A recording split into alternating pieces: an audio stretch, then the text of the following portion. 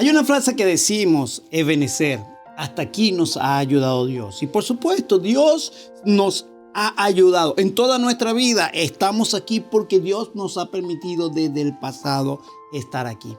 Y siempre vamos a decir en un momento determinado, Ebenezer, hasta aquí nos ha ayudado Dios. Hasta aquí nos ha bendecido Dios. Hasta aquí nos ha traído Dios. Pero viendo bien de qué se trata este Ebenezer, o mejor dicho, ¿cuándo fue usado Ebenezer en la palabra de Dios? Tenemos que cambiar una forma de ver las cosas, porque no es solamente estar en un momento determinado y decir, hasta aquí me ha ayudado Dios. En la palabra de Dios lo muestra de otra manera.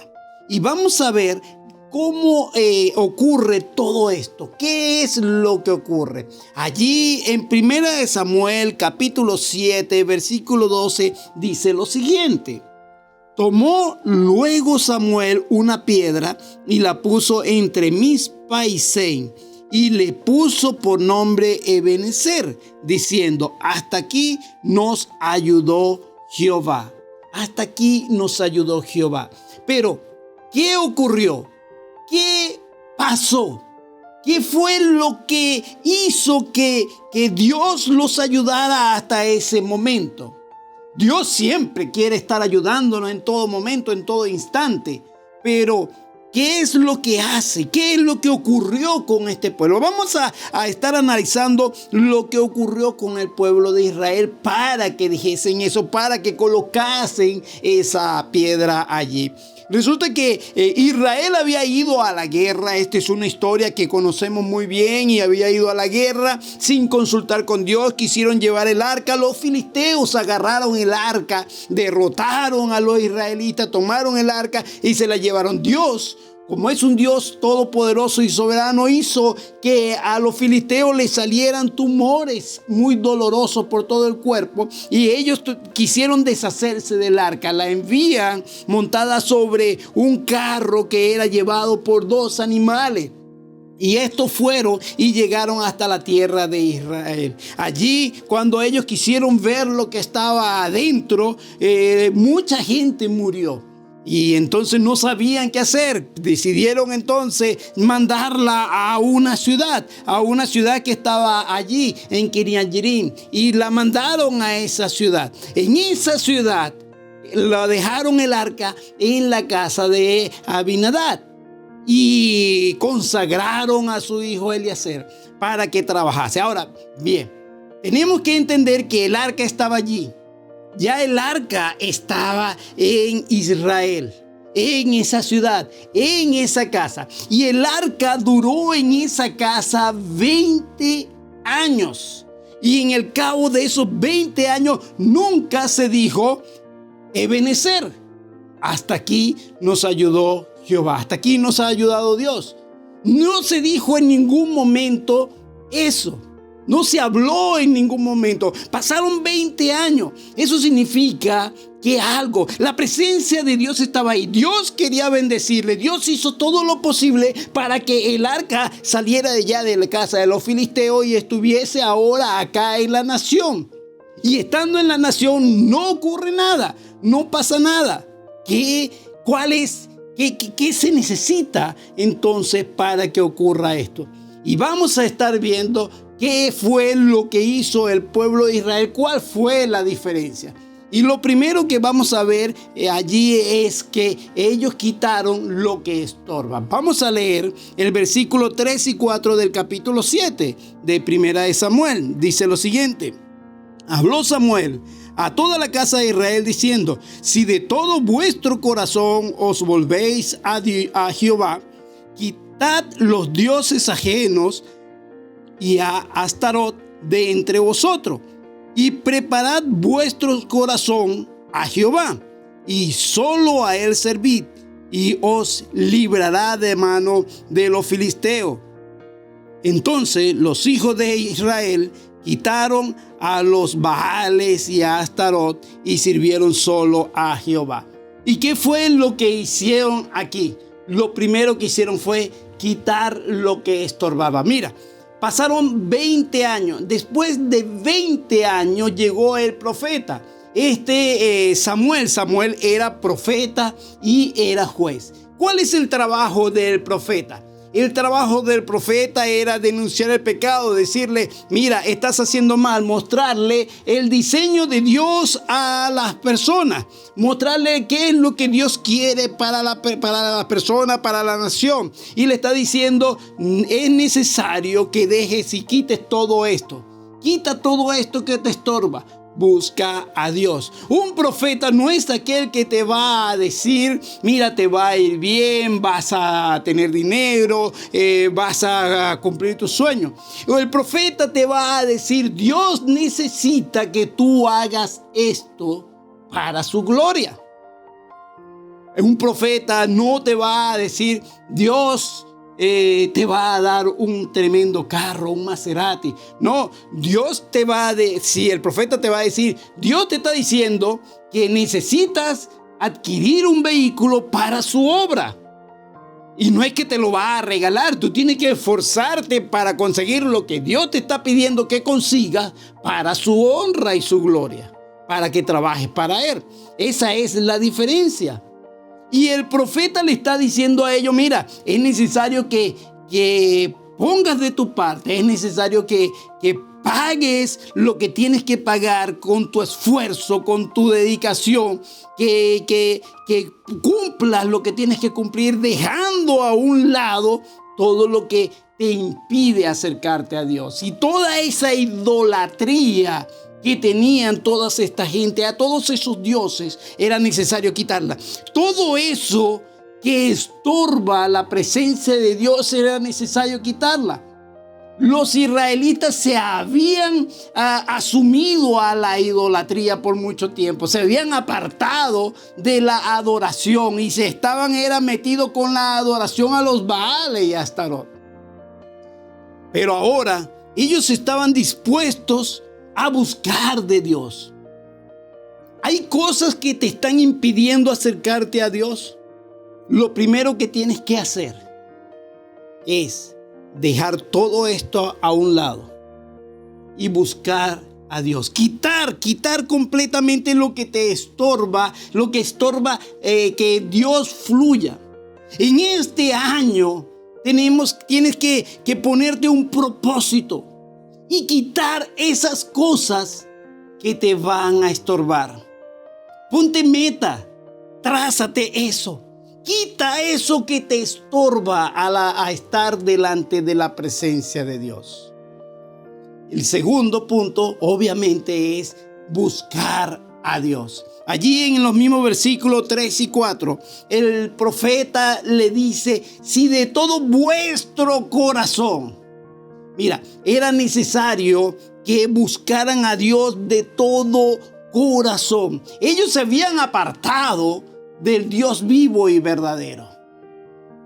Habían sido derrotados muchas veces. Los problemas habían estado encima de ellos. La situación engorrosa y grave ya era habitual en su vida. Estaban acostumbrándose ya a vivir de una manera dolorosa.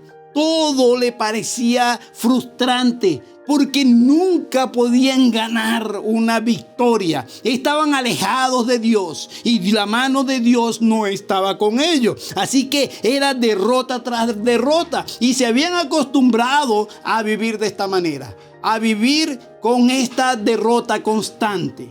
El sufrimiento se había convertido en algo habitual y para ellos era necesario volver a Dios, volver al Señor. Para nosotros también es necesario volvernos a Dios. En ocasiones hemos tenido cosas que nos impiden acercarnos a Él. Y Dios nos está diciendo que nos acerquemos a Él de todo nuestro corazón. La realidad, estamos tan cerca de Dios de todo corazón. Estamos allí de todo corazón, con todas nuestras fuerzas. O solamente lo que podemos, lo que intentamos. lo que hacemos. Tenemos que acercarnos a Dios con todo nuestro corazón. Estamos cansados de comer las algarrobas de los cerdos. Queremos regresar a la casa de Dios, a la casa del Padre, a la casa de nuestro Padre. El tercer punto tiene que ver con el arrepentimiento, así que el primero es quitar lo que estorba, lo segundo buscar a Dios y lo tercero es el arrepentimiento. Mira lo que dice el versículo 5 y el versículo 6 de 1 Samuel capítulo 7, dice así: y Samuel dijo, reunid a todo Israel en Mizpa y yo oraré por vosotros a Jehová. Y se reunieron en Mizpa y sacaron agua y la derramaron delante de Jehová y ayunaron aquel día y dijeron allí, contra Jehová hemos pecado.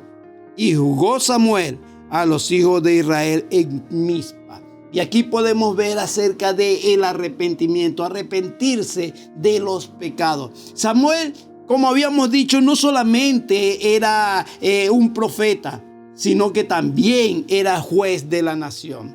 Israel tenía que convertirse de sus falsos dioses y regresar al Dios verdadero. Pero no solamente regresar, sino confesar sus pecados.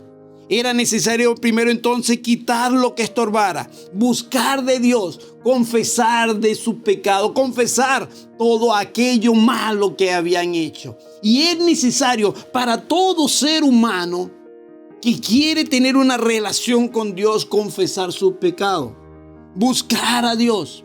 Si nunca ha tenido un encuentro con Dios, querido amigo, usted simplemente busca a Dios confesando tu pecado, entendiendo que tu pecado te separa de Dios. Pero reconociendo también no solamente que tu pecado te separa de Dios, sino también creyendo que lo que Cristo hizo en la cruz del Calvario por nosotros te permite a ti quedar libre de pecado y poder tener una relación íntima con Dios. Pero si ya tú has hecho esto, si ya tú has confesado tu pecado, si ya tú has aceptado a Jesús como tu Salvador, todo ser humano en el transcurso de su vida también comete pecado, comete errores. Y es necesario que en ese transcurso de vida nos busquemos a Dios, quitemos las cosas malas y confesemos nuestros pecados. Dice Primera de Juan capítulo 1 versículo 9, que si confesamos nuestros pecados, Él es fiel y justo para perdonar nuestros pecados y limpiarnos de toda maldad. La confesión de pecado restaurará la comunión del creyente con su Dios. Es necesario confesar nuestros pecados para tener una comunión, para volver a restablecer nuestra relación con Dios. Cuando las personas reconocen su verdadera situación, cuando las personas entienden su necesidad de Dios, Él, por medio de su Espíritu Santo, comienza a transformarlas y a renovarlas. Es necesario que cada uno de nosotros confiese su pecado y Dios va a empezar a hacer algo nuevo. Y el que comenzó en nosotros la buena obra, la va a terminar. Es necesario acudir a Dios y confesar nuestros pecados. El cuarto punto es que Dios da la victoria. Y allí podemos ver que en ese momento, cuando ellos estaban allí, supieron los filisteos que los hijos de Israel estaban reunidos en Mizpa. Y allí reunidos en Mizpa, ese lo podemos ver en el versículo 7 de 1 Samuel capítulo 7. Dice, cuando oyeron los filisteos que los hijos de Israel estaban reunidos en Mizpa, subieron los príncipes, ellos subieron para hacer guerra. Mira, y es cierto, los problemas van a venir. Así como ellos que quitaron lo malo, es todo lo que les estorbaba, buscaron a Dios, confesaron su pecado, enseguida vinieron los problemas. Y así ocurre en la vida de todo ser humano.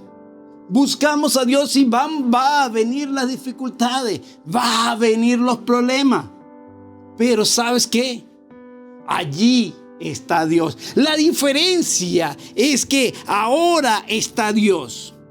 Los israelitas tuvieron temor, porque cada vez que se enfrentaban con los filisteos, fracasaban. Los filisteos los derrotaban. Y por supuesto, esto es lo que tienen en su mente. Esto es lo que están acostumbrados a vivir y tienen miedo. Pero el profeta le dice: vamos a confiar en Dios. Vamos a confiar en Dios. Confiemos. Samuel les exigió una confesión de pecado y una promesa de volver a Dios. Cuando hicieron esto, el resultado fue una victoria notable sobre los filisteos.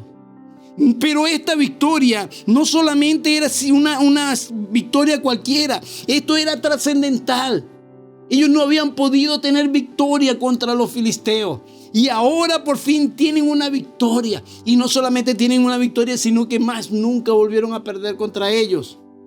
Dios le dio la victoria, porque esta vez estaban con la comunión, tenían esa relación con Dios, estaban juntos con Dios. A diferencia de antes, que iban a la guerra sin tener a Dios presente. La diferencia es que ahora Dios les va a dar la victoria. Dios le dio una gran victoria y Dios quiere que en nuestra vida tengamos vidas victoriosas. En medio de todas las circunstancias, en medio de todo lo que podemos ver, vivir, en lo que estamos atravesando. Dios quiere darnos siempre la victoria. Pero es necesario quitar las cosas que nos estorban, buscar de Dios, confesar nuestros pecados, tener esa relación con Dios, y Dios te va a dar la victoria que tú necesitas en la circunstancia que estás viviendo. El quinto punto es la alabanza a Dios. Vamos a ver en el versículo 12 que leímos previamente. Dice: tomó luego Samuel una piedra y la puso entre Mizpa y Sen, y le puso por nombre Ebenezer, diciendo: hasta aquí nos ayudó Jehová. Una piedra que está colocando allí. Después de esta victoria, está colocando esa piedra. Este recordatorio, esa piedra le va a recordar a ellos lo que Dios hizo. Esta piedra va a hacer que mires hacia atrás. Y a veces es bueno colocar algo que te da un recordatorio para mirar atrás. De vez en cuando es bueno recordar hasta atrás y ver cómo Dios nos ha ayudado desde cierto sitio hasta acá. Pero fijémonos. Primero, ellos quitaron lo que les estorbaba. Luego buscaron a Dios. Luego confesaron sus pecados. Y entonces ahora están recordando cómo Dios le dio la victoria. Una victoria que nunca habían tenido anteriormente. Es un recordatorio de lo que ocurrió. Miraban hacia el pasado. Era un reconocimiento de todo lo que había pasado. Pero esta piedra también es una piedra que nos permite entender el presente. Es una piedra del presente. No es solamente una piedra que reconoce lo que Dios ha hecho, sino que también es una piedra de presente donde vivimos la victoria. Donde tenemos que entender que debemos de seguir en santidad, quitando las cosas, porque así como Dios me ayudó de aquella época hasta acá, yo tengo que también pensar, es una piedra para el futuro, para que cuando esté allá yo pueda decir nuevamente Ebenezer. Cuando yo esté allá, diga: hasta aquí me ayudó Jehová. Pero esta piedra que me recuerda lo que hice en el pasado, Es una piedra que en el presente me está mostrando en el futuro y me está diciendo también cómo debo actuar para poder tener allá ese Ebenezer. Y es buscar de Dios, buscar allí. Es una piedra para el presente, una piedra de revelación de futuro. La pregunta: ¿te ha traído Dios hasta este momento? ¿Hasta este momento has tenido la bendición de Dios? ¿Dios te ha guiado hasta el presente? ¿Puedes decir: hasta aquí me ha ayudado el Señor? Por supuesto, Él continuará ayudándonos y Él desea ayudarte, pero es necesario que de todo nuestro corazón busquemos al Señor. Que apartemos las cosas que nos son contrarias a Él. Confesemos nuestro pecado y vamos a tener la victoria y podremos decir: hasta aquí nos ha ayudado el Señor. Quisiera de todo corazón que Dios te bendiga grandemente, y es el deseo de Dios que hagas algo, que te comprometas a buscarle de todo corazón. Este año Dios desea que quites las cosas que están mal. Haz un compromiso con el Señor para que cuando termine el año, para que cuando llegue el final del año pueda decir: hasta aquí me ha ayudado Dios. Así que comenzando el año es necesario quitar todo lo que impide acercarnos a Dios. Haz un compromiso con tu Creador. Quita las cosas que están de más. Quita lo que te impide acercarte a Dios. Busca a Dios con todo tu corazón. Reconócele. Quita todo aquello que está mal. Confiesa tu pecado. Arrepiéntete de tu pecado. Y vive una vida en santidad. Haciendo esto, al final del año podrás decir: Ebenezer, hasta aquí me ha ayudado el Señor. Sí, el Señor nos ha ayudado. Nos ha permitido pasar estos años tan oscuros que han ocurrido. Por supuesto, podemos decir: hasta aquí nos ha ayudado el Señor. Pero queremos decir al finalizar el año: hasta aquí nos ha... Y Dios nos está mostrando la clave de lo que tenemos que hacer. Dios permita que podamos cumplir con lo que Él nos está exigiendo para este año. Permíteme orar por ti. Padre, en el nombre de Cristo Jesús, te rogamos, oh Señor, que nos muestre qué está mal en nuestra vida y qué tenemos que quitar. Te rogamos, oh Señor, que nos permitas entender que estas cosas no nos permiten tener una buena relación contigo. Ayúdanos, oh Dios, a buscarte de todo corazón. Oh Dios, te pedimos perdón por nuestros pecados, por las cosas que a ti no te agradan que estamos haciendo. Incluso las que no estamos haciendo que tú nos has mandado a hacer. Oh Padre, te rogamos que tú seas con nosotros. En el nombre de Cristo Jesús. Amén. Permíteme darte una bendición final. Jehová te bendiga y te guarde. Jehová haga resplandecer su rostro sobre ti y tenga de ti misericordia. Jehová alce sobre ti su rostro y ponga en ti paz. Que Dios te bendiga y bendiga a tu amada nación.